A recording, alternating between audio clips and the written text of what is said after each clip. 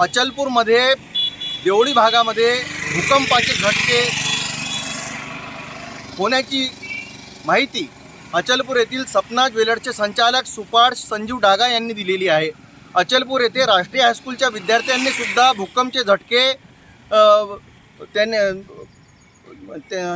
झटके त्यांना लागल्याची माहिती सुद्धा दिलेली आहे। भूकंप आला होता की नाही या संदर्भात आता प्रशासन या संदर्भात संपूर्ण माहिती घेत आहे।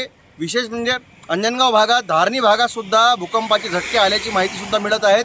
काही पत्रकारांना फोन लावले असता त्यांनी सुद्धा म्हटलं की भूकंपाचे झटके त्या ठिकाणी सुद्धा आलेले आहे आणि मेळघाटच्या भागामध्ये सुद्धा चिखलदरा या ठिकाणी सुद्धा भूकंपाचे झटके आल्याची माहिती मिळालेली आहे। एकूणच भूकंप आला होता की नाही या संदर्भात आता प्रशासन माहिती घेत आहे। सदर माहिती पोलीस स्टेशनला अचलपूर यांना देण्यात आली असून या घटनेचे साक्षीदार आता एक दुसऱ्यांना फोन करून ही माहिती देत आहे आणि अचलपूरमध्ये लोक घाबरलेले आहे। अचलपूरमध्ये भूकंप येणार का अशी चर्चा होत आहे। मी कॅमेरा पर्सन मोनीसोबत नितेश किल्लेदार, सिटी न्यूज अचलपूर।